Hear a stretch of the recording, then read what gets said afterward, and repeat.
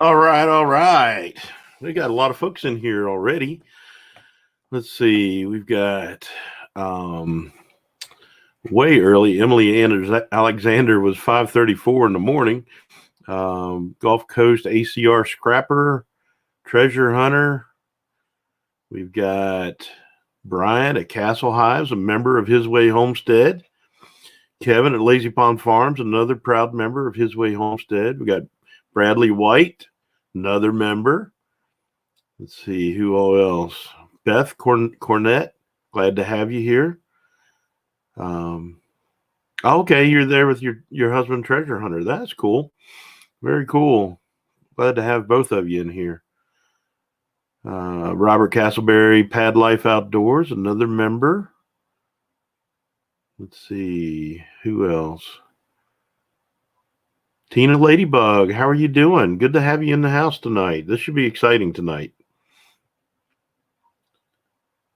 Let's see. Nisi at Free Handling Made AU is in the house. Good to have you. And Newfie Outdoorsman, another member of His Way Homestead. Good to have you here. Healthy Homestead Chick, my beautiful bride, is in the house, and I'm out in the bacon bunker. Let's see. All right. So what a special treat tonight. I've been talking with our special guest for the last hour.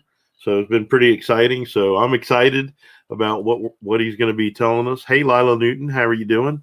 Yeah, I'm excited. It should be pretty cool. Got some video clips to show you and everything. So it's going to be pretty awesome. I can't wait. So, hey, Shane at Kinfolk Farmer, Georgia. How you doing, brother? Nicest guy in YouTube right there. If you're not a subscriber to Kinfolk Farmer, Georgia, I don't know what's wrong with you. You need to go check him out. So, our guest tonight, hey, Margie Pedmar, how you doing? Stop for a little bit. Your phone needs charging. Oh my goodness. Yeah, you want to go plug that thing in because this is going to be pretty exciting. So our guest tonight is Daryl. He is the founder of Ncbpra, which is the Northern California Bigfoot Paranormal Research Adventure. That's a mouthful. But I'm going to bring him up here in just a second, let everybody come in and have some talk. So he's a Bigfoot researcher for like the last 26, 27 years. He's been on some nationally known television shows, including local news as well. A&E's Mysteries. He's been on that. Hey, Arizona Kid, you're in time. Yeah, I'm excited. So let's not dilly dally. Let's go ahead and bring him up here. Daryl, you ready? Give me a nod or a thumbs up. All right, here we go. So I want everybody to welcome Daryl from Ncbpra. All right. Hey, Daryl. You did really well with that Ncbpra stuff. Yeah. Good evening, everybody. That's a mouthful. Good morning. How are you? And thank you, sir, for having me on. Yeah, I think it's on my end. You're kind of pixelating a little bit with your sound, so I think it's on my end, though. I might have to ask you to repeat it a couple times. Well, that's okay. I just said thank you, everybody, for having me on, and thank you, sir, for having me on as a guest. I have no idea what you said. Oh my goodness. We've been here talking forever, and now all of a sudden it's going to act up on us. All right. Try it again. I just want to say thank you very much for having me on, and hello, everybody.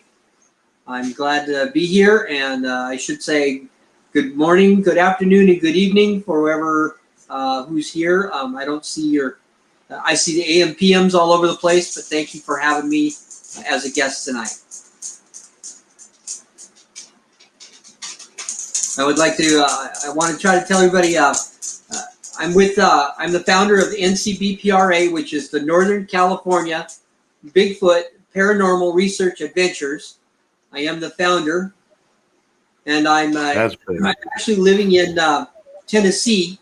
I moved from California, I am still the founder of the Northern California. I do have a group out there that takes care of all of the Bigfoot sightings. And then out here in Tennessee, I am a member of the Manimal Research. So I do go out with them once in a while. So if you all could be so kind as to go over and give Manimal Research a look at also, I'm sure Wayne would appreciate it. But Doug, I do appreciate me on board, sir. Man, I'm excited to have you here. I had a little trouble with my internet. I kind of blanked out there for a second. I was like, oh my gosh. We got MT Homestead just joined us. Good to have you, Mike and Terry. Heather 7, Light of Christ in here. Good to see you. So let's get straight into it. So tell me about the very first encounter that you had. Well, I know a little bit of the backstory about your family had with the legendary Bigfoot. Well, it started out in October of '92. It was actually Halloween. And my 8-year-old son had gone out in the, we lived in a Klamath, California, which is a very small city in California, about 600 people, give or take.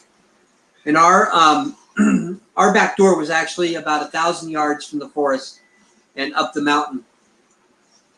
My son came home with his friend one day and was telling me, Dad, there's a big hairy man out there in the bushes shaking his branch at us. And I thought to myself, well, this is going to be a really good Halloween trick because they've really planned this one well. You know, I'm a jokester at heart, but they were really determined to get me to go out there with them. So I thought, okay, it's good. So I went out with them. We crossed the creek bed. I noticed that the boys had gone from in front of me to behind me. And I kept telling them, come on, get up here, show me where it's at. So we got about 30 feet from the bank where the hill and the trees started going up. And neither one of them, they just stopped right in their tracks. And I said, is this where it's at? And they both nodded their head at me. I said, okay. So there was an opening into the redwoods. It was probably 15, 20 feet around, kind of a round-looking, tunnel-looking thing. So I hopped up in there, and I looked back at the boys, and I said, is it here? And they said, yes. So while I was looking around, there's some broken branches. It wasn't anything that, you know, I'd never really heard of Bigfoot. I didn't know anything really a lot about it, other than once in a while I'd see a Bigfoot commercial or something where somebody would show a Patterson Gimlin film, or there was a discussion on the news about it. But I didn't know a whole lot about it. I didn't know what it was or how it came about. But I decided I'd go up into the trees, and I walked this path, and it was probably about 40 or 50 feet up into the redwoods. And as I got about halfway, I noticed a very strange smell. I'll call it strange. But it ended up being a cross between rotten chicken, garbage, wet hair, all combined together. Smelled pretty bad. It wasn't overwhelming, but it was enough smell to make you realize that something had been there prior to you. So I kept walking, and I just kept walking all the way up, and got to the end of the tunnel, actually to the end of the trail there, and there was a large redwood that had been knocked over. And you know, I was in the military for a long time, and something just didn't click with me. I'm a professional tracker. I wasn't able to put my P's and Q's together while I'm in this trail.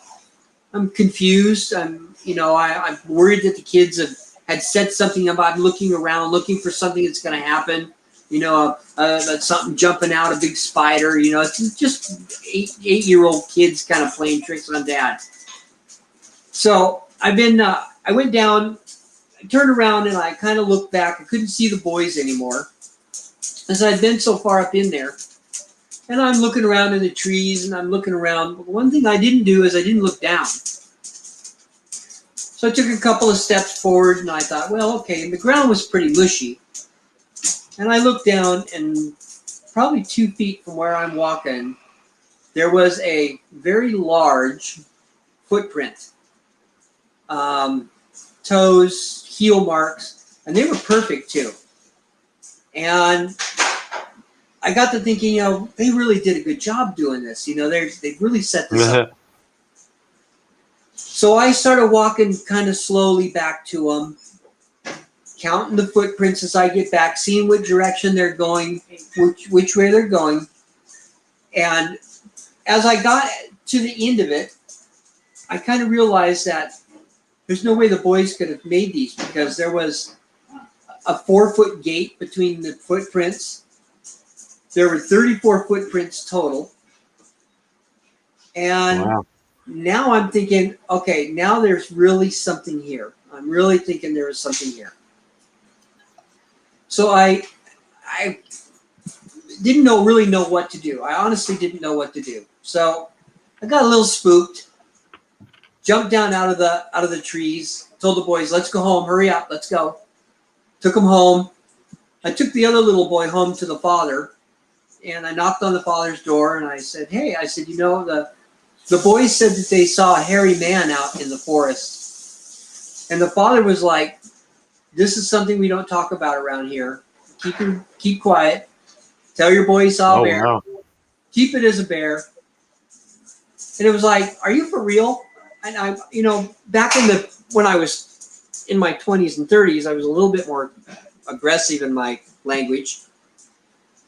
And I said, you know, the boys just saw a hairy man out in the forest. And I said, and you just tell me to just let it go. And our home is in the back of the forest. I mean, you can walk right up to our back door.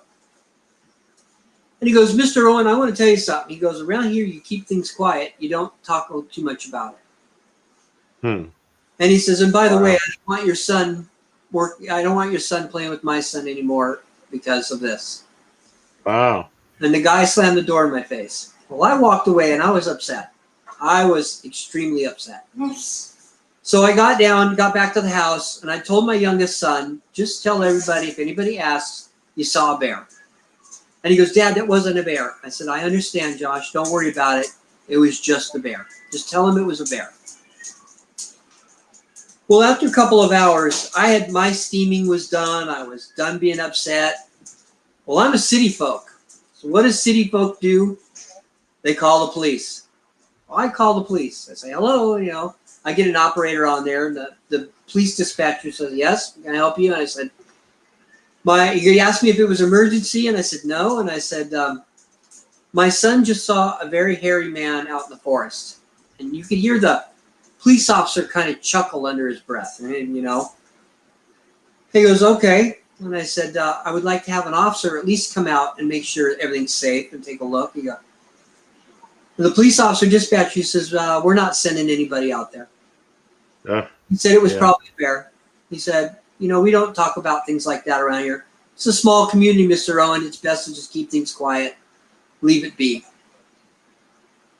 So I tried to tell him one more time, tried to describe everything to him one more time. He says, I'm still not going to send an officer out there. I'm sorry. It's just not an emergency. Well, let me interrupt. Do you think they had past experiences in the town that was... Absolutely. We're talking about the Hoopa and the Talawa Indians, and I'll get to their little snippet of what they told me. And so back in the 80s and 90s, they had Radio Shack used to sell these police scanners from the trunking systems of the police cars. Well, one of the Del Norte County Triplicate, which was a newspaper, got a hold of the call when I called the police department, because the officer that was taking the report called another officer that lived in Klamath and said, hey, the father at so-and-so address, Daryl Owen, his son probably saw a Bigfoot. They want an officer to come out there. And the other officer says, I'm not wasting my time. So the newspaper reporter showed up. His name was Steve Silkey. Took him out there and showed him the footprints. And he said, I want this to go, you know, put this on the headlines. And it would be on the headline paper tomorrow. Well, how else would I felt at the time if I couldn't get anybody in the community to listen to me, and I couldn't get the police department to listen to me. I figured, okay, go ahead and let's print it up. Let's take some pictures and so forth and so on. So it went to AP. It went all over the United States. It got picked up by the majority of the papers, a lot of the TV programs. About 3 days later, I got a call from a gentleman named Scott Herriott, who worked in Los Angeles. He was a actor, producer.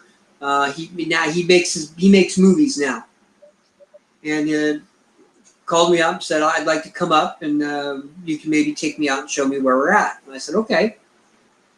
A couple days later, he showed up and he said, well, let's go out and take a look. I took him out there, showed him the footprints. Now, remember, the footprints have not been touched. The ground is drying out. It's getting a little harder. A little bit more details are shining through because the water now that was standing in the mud is now evaporated into the soil. Yeah. And he said, well, what I want to do is I want to go up the mountain. And he said, do you think we can go up the mountain tomorrow?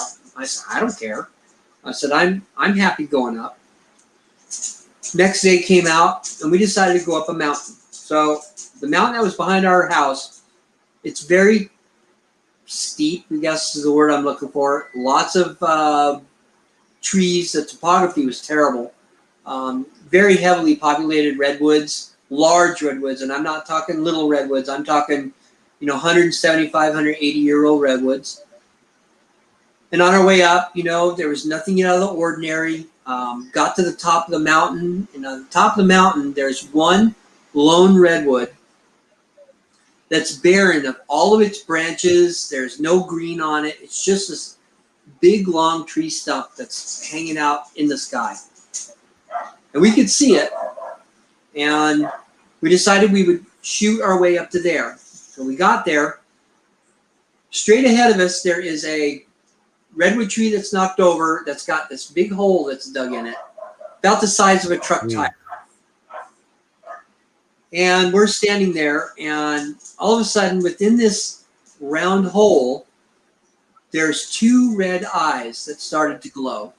And they were big eyes. We're not talking little eyes. We're talking baseball-sized red eyes in this hole.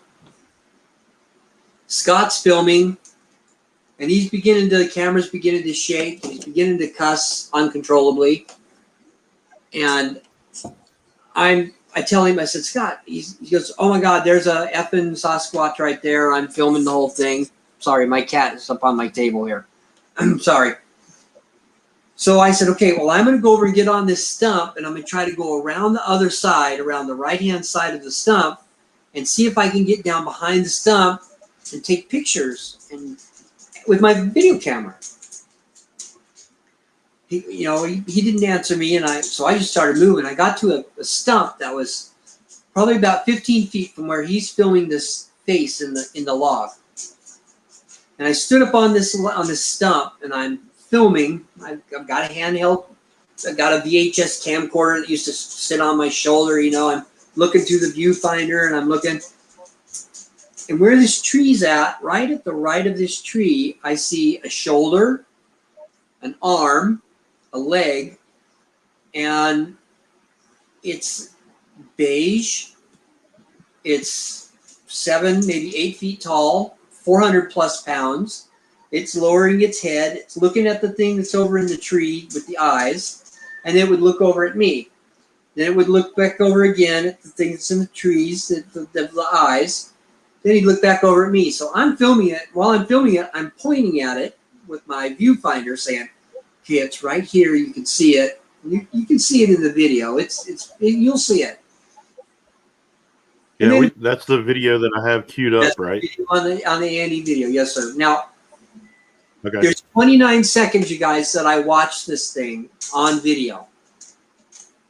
But there's another minute on the video that you don't know about, and I'm going to tell you what it is. So after watching it for 29 seconds, it actually lowered its head and gave me a look like you would not believe. This look was, you better get out of here. You better leave me alone. I don't want any problems. It's almost like it said, I I don't know how to say this. It was kind of a telepathic kind of version, kind of a mind speak that if you come any closer, there's going to be problems. Just about that time, at the 29-second mark, the camera that I had sitting on my shoulder became very heavy. I was beginning to black out because I was extremely, I had so much fear. I was panicking.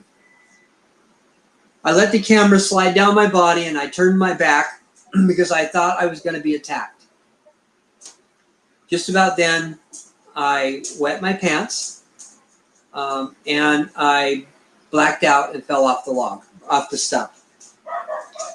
So about a minute and a half, almost 2 minutes later, Scott came over and got me up off the ground and said, "What happened, buddy? What's going on? What's the problem?" I said, "Oh, nothing. I just felt a little sick," and I didn't tell him what happened until we got back down the hill.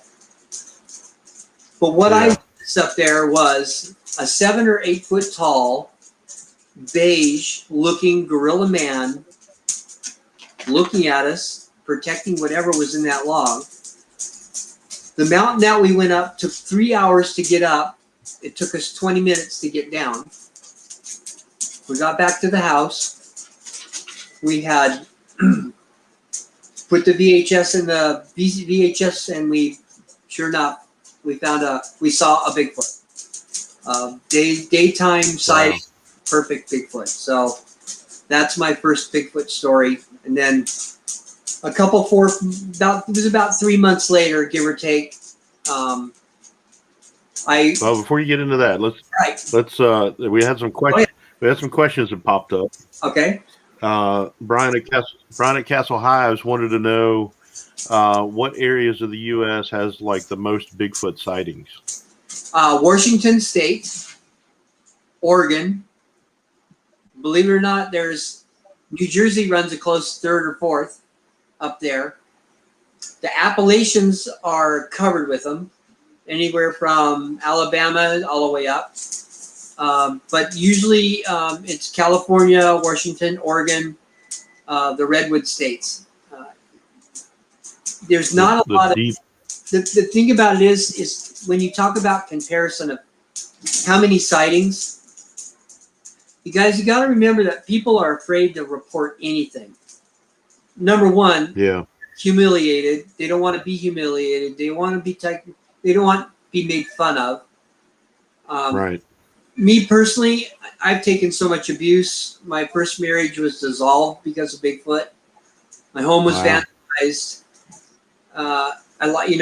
My ex-wife considered me completely nuts. Tried to get my kids taken away from me because I saw Bigfoot. So, people do things weird to people like me that come forward and want to tell people about it. I'm in it for the education. I do it because of education. I want the next generation of kids to see that enthusiasm and go out and look in the forest and find footprints and hair and feces and things like that. Instead of sitting back at home playing their video games, I like to get out in the forest. But it's all the northern states. Yeah, absolutely. Bradley White in Australia had a question. He wanted to know if there's ever been any accounts of Bigfoot attacking a person. That's one of those things. I would have to say no. And I think I read some weird things. And by the way, the Yowie is quite the extraordinary creature in Australia also. One of those things, people say they've been kidnapped and murdered or whatever. Well, there's no proof of that. So I'm not going to say there is or there isn't. Honestly, I don't know. But David Pilates, he has 2 shows out called Missing 411. And it talks about how mountain people, trail hikers and things like that disappear. And in the first one of Missing 411, there's a little boy that ends up being kidnapped. And that's where a lot of the rumors started about Bigfoot kidnapping people and using them and abusing them. Me personally, I've never met anybody. I will tell you that, my wife and I now have gone out and have been pelted with rocks, but I have not met anybody that personally has been attacked. So I hope that answers your question. Okay. Yeah, I think so. But there are some, how do I want to say it? There are some things that Bigfoot reportedly does in the woods that people have witnessed and experienced and stuff like that. So, can you give us any insight into that? Well, I will tell you that, okay, this is going to be a little off, you guys. So I have a friend who is the Northern California Director of MUFON. His name is Ruben Uriarte, and MUFON is the Mutual Unidentified Flying Object Network. They're a worldwide networking of reports of Bigfoot. I will tell you that some of the reports that I get come from him about people seeing UFOs, and then a few hours later, they'll end up seeing a Bigfoot. That's one of the strange things. And then you got Bigfoot being a ghost or a spirit, or it is I'm sorry, I'm drawing a blank here. Or Bigfoot being interdimensional, where it can come and go as it pleases. Now the Indians, the Hupa and the Tolowa Indians in Northern California, believe that Bigfoot he's called the Great Creator. And they call him Wo-Peka-Mau, and it means the man in the flowered house. And he is the boss of the mountain. He takes care of the mountains. And if you ever notice that you're always in the forest in the mountains, he is the boss of the mountain. So he's supposed to take care of the animals within the mountain. So that's the strangest things I've ever heard of was the UFO stuff. Now, what about like vocalizations? Okay. Stuff like that. Now, I've only heard in 1992, I did record vocalizations.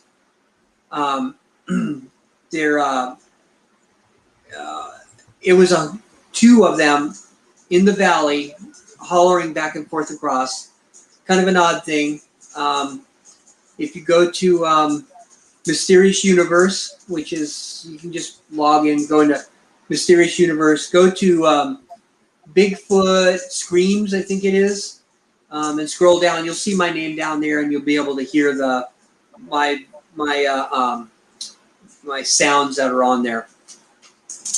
I've only heard them twice in the 27 years that I've been Bigfooting or doing research. One was in 92 and one was in 2018, 2019. We actually heard one with another group. We had given them a holler and we heard one back. But that's the only time I've ever heard vocalizations. What's that kind of sound like? Well, you said you actually call them, right? I call them. Now my call is okay. Here we go. So mine is whoop, whoop. So that's how I call my Bigfoot, and I usually once in a while I'll hear kind of a faint response, but Bigfoot are communicative. They communicate by clacking rocks together. Tree thumping.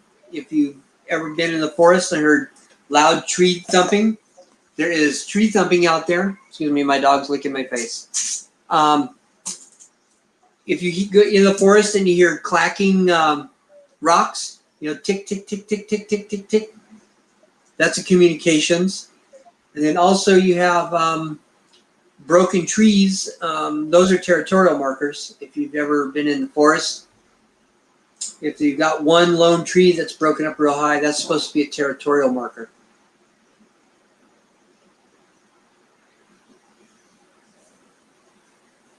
Are you still there? Oh, I'm still here. Yeah, I'm trying to think of what I need to hear. No, you're good. Hey, I'll tell you what. We're at the Okay. halfway mark. We're at 30 minutes in. Okay. Let me do a quick little commercial, Okay. and we'll be right back.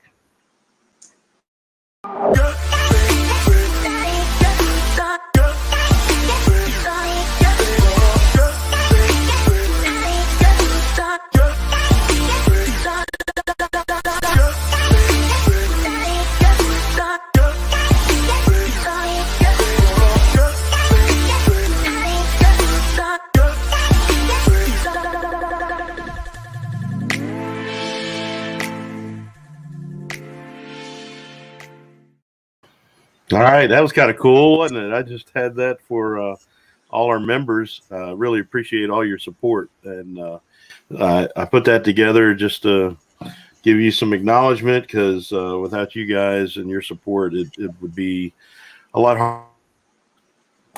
It looks like I keep buffering a little bit. I had another question. Kevin at Lazy Pond Farm wanted to ask if any skeletons or bones have been found.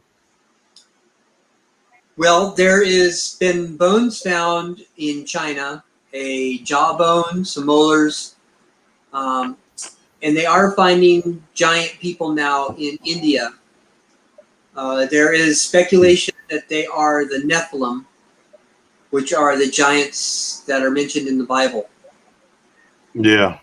So I believe Bigfoot bury their dead. I think they're intelligent enough to bury their dead. I don't think you're ever going to find one. And be honest with you guys, and this is my opinion, and everybody has one, I don't think we're ever going to find a Bigfoot.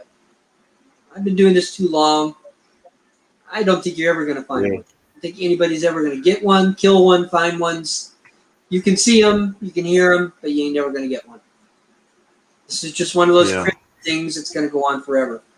And I'm going to say this, it's going to be a little weird, but I'm a Christian man, and you know, God creates some things that are out there that you just ain't supposed to have. You know, you got the Loch Ness. You know, if you ever do your homework about the Loch Ness Monster and Lake Champlain in Michigan, which is Champ, did you know that Lake Champlain and Loch Ness are actually connected to the middle of the earth? So why can't a creature swim between the two lakes? Why can't Loch Ness be Champ and Champ be Loch Ness? So that's just it could be. Yeah. You know, and one thing I think in one of our conversations before on the phone, you know, I was talking to you about it wasn't that long ago, like in the 70s, I think, in somewhere in remote places in China, that there was rumors of a large creature living in the woods, and it was all myths, and the villagers were ridiculed and say, "Oh, you're crazy," and then they finally found the giant panda. Right. And that was just in the 70s, and but rumors of that had been around for a long time. Right. So it's possible. I don't know. I mean, you just don't know. And then you've got that's one of those things that you've got the people over in Africa eating the 50 million year old fish called the coelacanth. Yeah, exactly. You know, yeah, so, they're not extinct. So you just never know. There's a lot of mysteries in this world. So, Mr. King, can you do me a big favor? Yeah. Can you pull up Heather 7, Light of Christ, her question over there? It says something about the dog was the first to hear them. I heard knocking and clacking. Thank you very much. And clicking on all sides of my tent. It was like arguing. Now see that clacking. Heather 7, hello, how are you? Hey, that knocking is tree knocking. That's a territorial thing. And the clacking is the rock clicking. They take two rocks and they'll put them together and they go tick, tick, tick, tick, tick, tick, tick. And sometimes they'll really whack them hard. Now that's also a communication. And if you really think about it, if you listen to that clicking sound, you don't want to go that way. You want to stay away from them. I mean, that's just telling the other group where they're at. And the knocking sound, I think, I believe that is a knocking sound to let other groups know to stay away, that there's danger there. And believe it or not, I believe we are a danger to Bigfoot. We're a danger to any animal, if you ask me. So, thank you. She was saying also that they were making clicking and clacking sounds with their mouths too. Yes, they do that. They do clicking and clacking with their mouth, like popping sounds. Well, let's show this video clip if you don't mind. Is now a good time, you think? Yes, sir. Go ahead. I got to share the screen. Hold on one moment.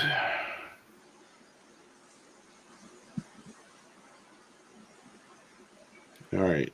I'm going to take us off. I'm going to try to. Oh, it's not working. There we go. All right. This is an important videotape the Bigfoot Research Project is concentrating on right now. It's from Northern California, and it's done late last year. And the photographers say that in here, in the center of the picture there, just there, the dark area, you can see something, and you can see something moving. Independent Bigfoot researchers Scott Herriott and Daryl Owen captured these images in Northern California. It was their first face-to-face encounter with an elusive creature they've been tracking for 10 years. I could see him pointing at something for about 29 seconds. He then lowered the camera, looked at me, and started crying. I mean, he literally had a little minor break, started crying, and said, let's get out of here. I was very scared at that point as well. We went down the hill. I'm crying at this moment, so excuse my voice. It's right here. You can see it. Okay. The footage is being analyzed at Wonderfilm Design. Here, advanced computer enhancement technology allows researchers to take a closer look. Right here would be the head and the arm down this way.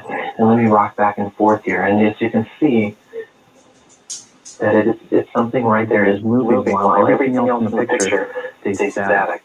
There is something unusual moving in the thick woods of the Cascade Range.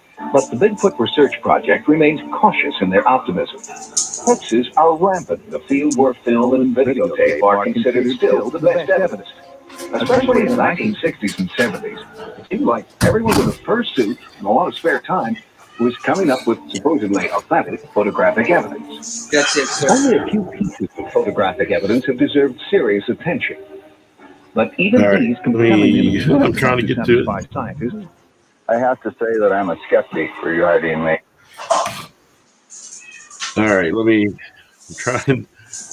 My mouse is not cooperating for some reason. Let me stop sharing that. Now we can get back into it. Thank you, Heather7 Light of Christ, for that $5 super sticker. Really appreciate that. Thank you so much. So that was pretty cool, pretty interesting for sure. So that was an excerpt from the A&E Mysteries series, right? That's one of them. Yes. Yeah. Now, what you just showed was actually from Sightings. That was from the Sightings. Okay. A&E's the other one. Bigfoot. Yeah. And that was on. Let's see. What is your? You can go to. Let me get your. You can go to ncbpra.com and go to videos, and the videos are there. Now, the YouTube has removed the whole A&E video. This is what the video actually looks like. It says A&E, and it says Bigfoot right down here. But this is the video itself. Sorry for the glare. There we go. That's what it looks like. And you can buy it on Amazon. Yeah. And I think there's like $6 or $7 somewhere in there.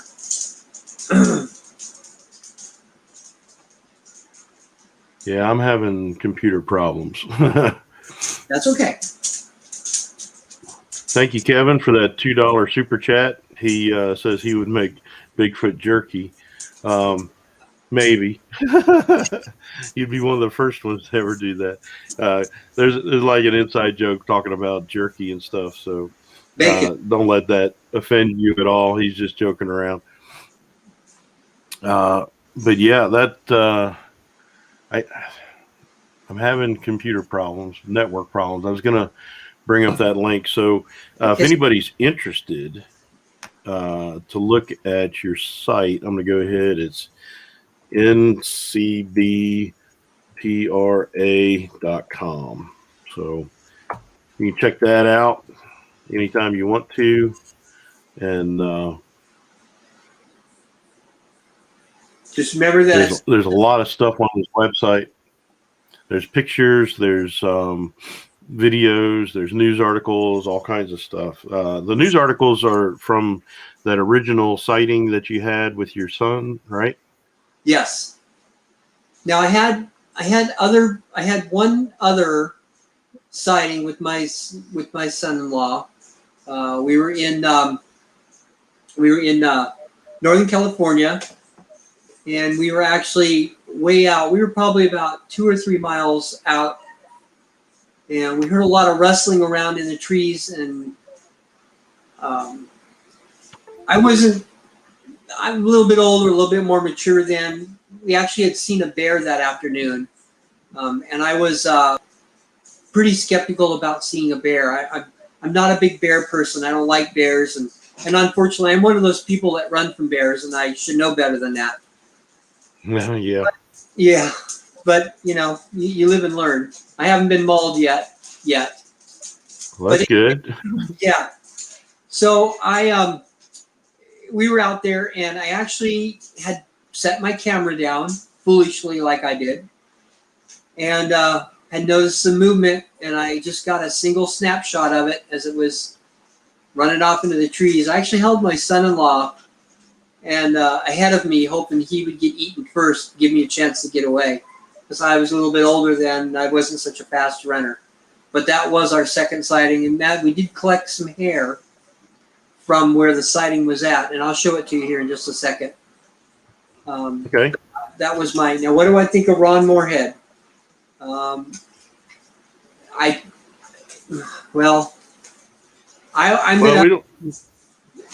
sorry, sir. Go ahead.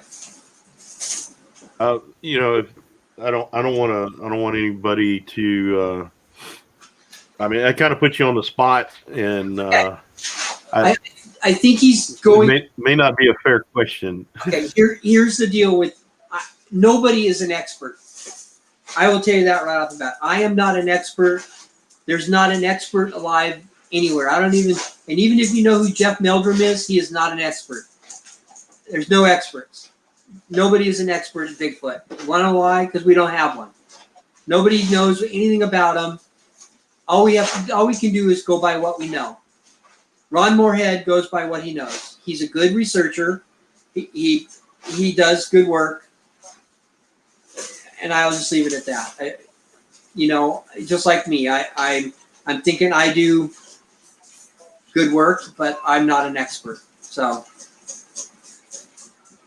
Yeah, I just don't want to get into, comparing other researchers or television shows or anything. I don't want to get into that. I don't want any, so-and-so's good, so-and-so's bad. We don't need that. Let's just stick with the, it was a good question. It was a really good question, but I just want to stick with your experiences and what you've seen. So you've got some actual Bigfoot hair, right? I do, sir. You want to show us that? Sure. Let's do that. I'll put you on the full screen. That's all right. Let me get it out here. So this is. Mm-hmm.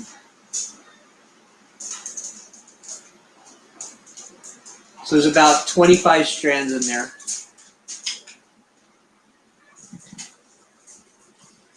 And there's gray hair in there also. It's brown. It's about 14 inches long and gray hair. So 14 inches, that's pretty long. That would make it pretty shaggy, like a yak almost. It was 72, what did I rate on here? 72 inches off the ground where we found it. Wow. So it was up in a tree over 6 foot off the ground. Yeah. Christy Betts asked, is the hair coarse? It is not. It is very fine. It's very really? fine. Wow. It smells like eggs. I'll tell you that. When it's open like this, and you can take a whiff of it, it smells like eggs. So it still smells. Nope. And who's your little friend over your right shoulder? Well, that's my Bigfoot buddy right there. I got my Bigfoot buddy right there, and I got my alien right here that I use as a tension getter. I sit here and squeeze the little guy's head. So this is my right here. So, and he's a little alien guy. So yeah. So we had a question. Was the hair DNA tested? It was, and I can't talk too much about it, but it was. Okay. It was done by Sterling Burnell at Berkeley College. It came back as non-human, non-primate. It came back as an other. Okay. So, and Sterling Burnell is out of Berkeley in San Francisco. And if you can look it up, it's I have a copy of the letter. I don't know if anybody's in Northern California around the Willow Creek Bigfoot Museum. There's a copy of that letter there. Wow, very cool. And I understand that you've got one of the few hand castings. I do. There has only been 6 handprints ever taken in the United States. 2 of them were proven hoaxed. And the other 4 have gotten have been proven authenticated. I have one of the 4, and let me get it out here. I keep my footprint and my handprint. I keep my handprint in a Pelican box, so it doesn't get moisture in it or anything like that. So I will show it to you. And the handprint itself is 14 inches wide from the palm and 19 inches long from the middle finger to the very base of the hand. So there is the handprint. Now this is my hand, and I'll put it right here. So, and then I'll move my hand here. Now if you see the pads, you can see the pads here on the fingers. They're just like ours. Little nubby thumb. And I'll tell you how I got it. Is that we made what we call a bait trap. And the bait trap is we dug a 3-foot hole with a post hole digger. And we put a bunch of sand around it, and we put Reese's Pieces, the candy, inside the hole, and we left it up there in the hills.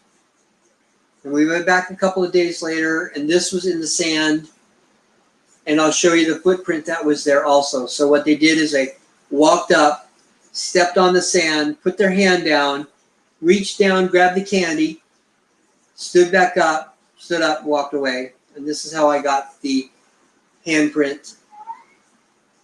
So this is my handprint.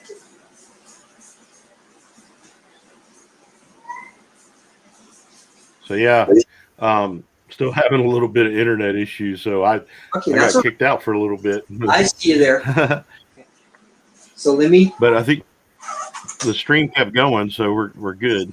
So yeah, that is huge. I mean if that grabbed your head, I mean. Oh yeah, you would. It would spin you around. It'd probably break your neck if somebody whacked you with that. And then here's the footprint. Yeah, I mean it could. This is the footprint that was with the handprint that was in the sand. So this is the footprint.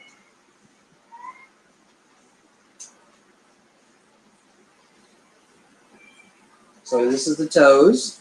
You can see the toes. I'll put my hand up here to kind of give you some depth.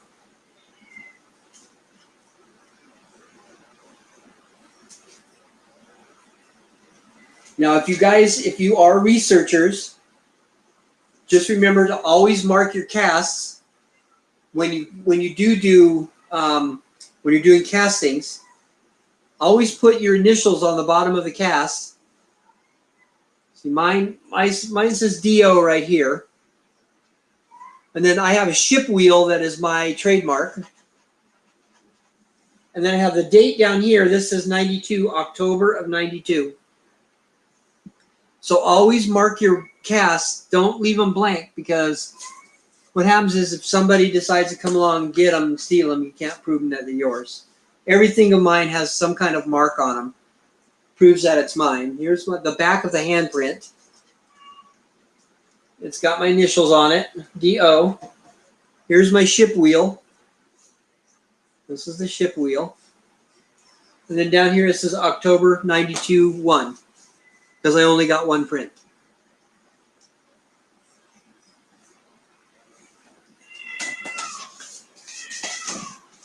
Now, you're more than welcome, if you'd like, you can go to Ncbpra, and there are pictures of the handprint and footprints that are on there.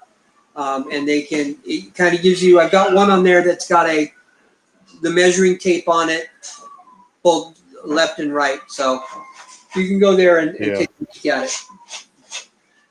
Doug, where you at? For those of you in the chat, I got to explain to you that Daryl and his wife take in animals and rehabilitate whatever, and then find them good homes. So you might hear a bunch of cats in the background. Oh, you hear the one meowing back there? Yeah. Sorry. Yeah. There's one back okay. there. It's all good. He's a little. He's getting some medicine. He's a little sick, so he's lonely. Kelly's gonna. My wife's gonna go take care of him and make sure he's. No, it's okay. I just wanted to let him know what was going on with it. I'll show you another one of my rehabilitations. Come here, Badger. Now the hand casting, you were approached by a museum for that, weren't you? I was, sir. I was asked to put that in a museum. It was the Willow Creek Museum offered to put that in a museum. And also I was offered to put it in a museum, the Cryptid Museum that's ran by, not Cliff Brackman, oh God, he's going to kill me, in Maine. It's a cryptid museum in Maine, in Bangor. What is that man's name? I'm sorry, guys. It's been a long day. I actually had a case of food poisoning since last night, so I'm not all together with it. I'm sleepy, so. No, it's okay. Yeah, I feel bad that you're not feeling good. But it was I was offered quite a bit of money for it, and I just can't part with it. So it's kept in a like I said, it's kept in a Pelican box, and it's actually kept in a safety deposit box in a bank. So that's how rare it is. Oh. And I do have certification. Oh, wow. And the paperwork that I have for it came from a company that's in California. I'm under some gag orders, you guys, so I can't give out a lot of names, but I will tell you that it's there. So very cool. Very cool. And another thing I want to talk to you guys about Bigfoots. Let's see. Do you think Bigfoots? Okay, there's a question on here by Simply Jan Homestead. Do you think Bigfoots have the ability to vanish? Yes. I think they are. Now, a long time ago, I always thought Bigfoots were flesh and blood, which I still think they are. I honestly do. But here's the deal with it is. My wife and I, Kelly and I, have gone out in the snow, and we've walked out the snow, and we've left. I'm sorry about the cats, you guys. It's feeding time. I'm in my media room, but the cat room is right there. So, we've walked out in the middle of the snow, and there would be a footprint or two footprints right in the middle of the snow. And if you turned around and looked at our footprints going out, a toddler could follow it out. Where did this Bigfoot go? It appeared, left footprints, and then disappeared. So here lately, over the past 5 years or so, I do think they're interdimensional. I think they can come and go as they please, and I think they're very selective who sees them. You know, the Indians call him the creator, the great creator. One of my friends, his name was Craig Carpenter. He was a Mohawk. He was a holy man with the Mohawk Indian tribes, and he even said you can shoot him, you can pull up, you can shoot him, you can kill him, you can run him over, and he'll just disappear. He says you'll never find a more bigger holy man than Bigfoot. They call him the great creator. So I do think they are interdimensional. So a lot of people, a lot of people think that, but a lot of people also. I mean, Mr. Cave, you're a hunter. I mean, you can look at your back wall and see what you've hunted. I mean, have you ever seen anything? You know, I've never had a Bigfoot encounter. Yeah. See. But that doesn't mean, you know, I also haven't encountered giant pandas in the wild either. That's true. or African lions. So right. Just because I haven't encountered it doesn't mean it doesn't exist. So that's right. Now I'm going to say this kind of weirdly, but people say, well, I don't believe in Bigfoot, and I say, well, why not? Well, because I've never seen one, and then I always ask them, do you believe in God? You know, you never seen God. It's kind of dumb to say that, but it's just my way of saying I believe in God. I believe in miracles and things that are happening to me in my life. I'm a double heart attack, quadruple bypass survival. I've actually died and seen the tunnel. But you know, yeah, I believe in Bigfoot too. So yeah, I mean, I've the closest I've been to being kind of not comfortable in the woods was down in Montgomery, Alabama, hunting and deer hunting, and we were waiting to be picked up by the guides, and we were on a road, pitch black, and all you could hear was 50 million coyotes howling all around us. So that was a little uncomfortable. I made sure I was loaded and ready to go. Yeah. Because, you know, a pack of animals like that, you never know what they're capable of. So right. I've been surrounded by packs of dogs before. So I know exactly how you feel. I've been yeah. And I've encountered snakes too. I've had a run-in with about 30 or 40 rattlesnakes one time that I was having a hard time with. So I didn't get bit, but it was scary. Yeah, and if you ever been in a deer stand early in the morning and you hear a bobcat scream, that'll make all the hair on the back of your neck stand up too. I have heard that before. That's a very that's a very unique sound. Yes, it's blood curdling. It was a little scary too. First thing I thought, my God, it's Bigfoot, but it was not. So, well, Daryl, we're coming up close to our 1 hour mark. Everybody in the chat, if you would give Daryl a big hand, give some big clapping in the chat, and let him know how much you appreciate him sharing his experiences here tonight with us. And Daryl, maybe if you have something come up or more things that you want to share, maybe we can do this again. I think everybody was really interested in it. I would love to. If everybody wants me to come back, I'll be happy to come back. If anybody has any questions or concerns or wants to write me, please feel free to write me at Ncbpra. You can go to there's some links there for Bigfoot, UFO, and paranormal. You can click on that. Send me an email if you'd like, ncbpra@yahoo.com, and or you can write me personally at theyetiguy@yahoo.com. And you can see me at on the manimalresearch.com. Go over and subscribe to them if you want to. It's on a YouTube. It's Manimal Research, and you can see some of my stuff over there also.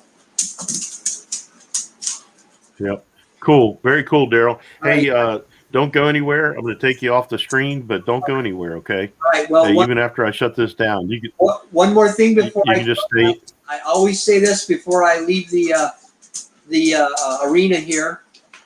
Keep your eyes on the horizon and in the trees. So God bless you guys. Have a great night. All right. Thanks, Daryl. Really appreciate it. Like I said, don't go away. All right. That was pretty cool. I mean, that was exciting. I've been having internet problems, and a lot of what Daryl had to say was getting pixelated and max headroom on me. So some of it was hard to understand, but I think everybody else heard clearly. So hopefully we'll get better internet connection out here soon. But it was pretty interesting. I really enjoyed it, and I think everybody else did. So thanks everybody for showing up. Really, really appreciate you being here. And it was good and exciting. If you want to see more of this, let me know. We'll try to get Daryl back on here again, especially if he has any more encounters or other things that he wants to talk about.